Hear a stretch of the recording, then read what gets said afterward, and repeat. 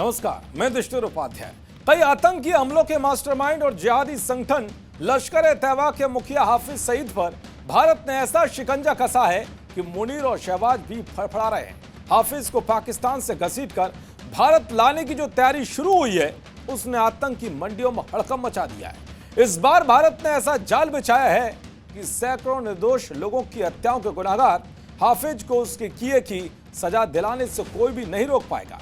आपको बताऊंगा कि भारत ने कुछ ही दिनों के भीतर दूसरा क्या बड़ा एक्शन लिया है कि जिसने हाफिज के आगे और मुश्किलें पैदा कर दी हैं। साथ ही बताऊंगा कि भारत का एक्शन होते ही कैसे वहां की सेना और खुफिया एजेंसी आतंकी हाफिज की जान बचाने में जुट गई हैं और हाफिज के घर के आसपास कैसे सुरक्षा बढ़ा दी गई है। दरअसल हाल ही में जम्मू कश्मीर के पहलगाम में हुए आतंकी हमले के मामले में हाफिज सईद के खिलाफ बड़ा एक्शन लेते हुए जम्मू के कोर्ट ने उसके खिलाफ गैर जमानती वारंट जारी किया था। यही नहीं बल्कि इस मामले में ट्रायल शुरू करते हुए एनआईए ने हाफिज सईद के खिलाफ 60 पेजों की सप्लीमेंट्री चार्जशीट दायर कर दी थी।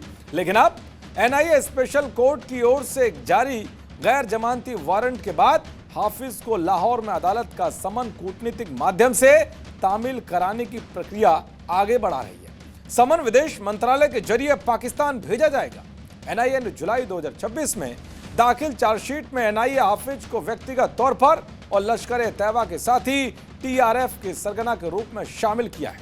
चार्जशीट में उस पर भारत के खिलाफ साजिश रचने और युद्ध छेड़ने में भूमिका निभाने के आरोप लगाए गए।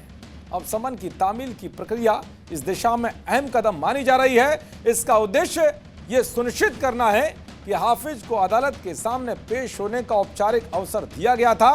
अगर वो समन के बावजूद अदालत में पेश नहीं होता है और कानूनी प्रक्रिया पूरी हो जाती है तो उसके खिलाफ आगे की कार्रवाई का रास्ता खुल सकता है।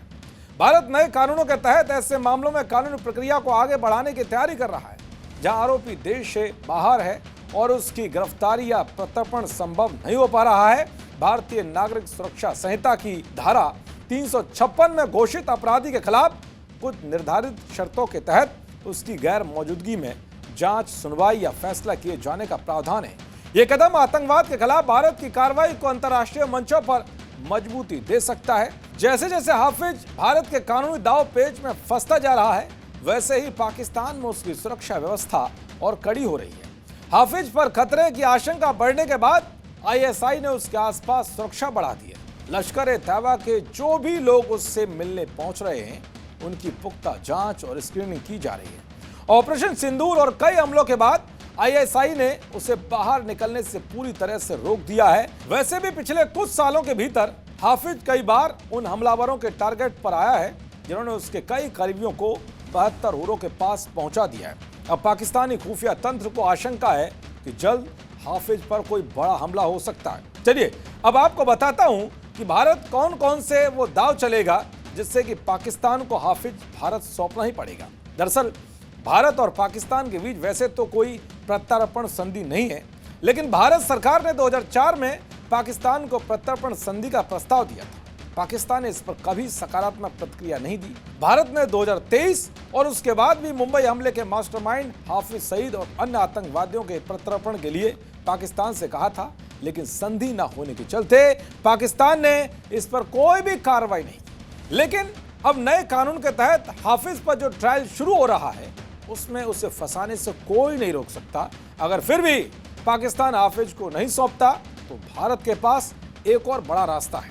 दरअसल अगर पर्याप्त साक्ष्य हो तो भारत इंटरपोल के माध्यम से रेड नोटिस जैसी प्रक्रियाओं का सहारा ले सकता है। तो इस तरह से हाफिज को भारत लाने की तैयारी शुरू हो गई है। अब देखना यह होगा कि कैसे हाफिज भारत आता है। देखते रहिए जी न्यूज़। नमस्कार।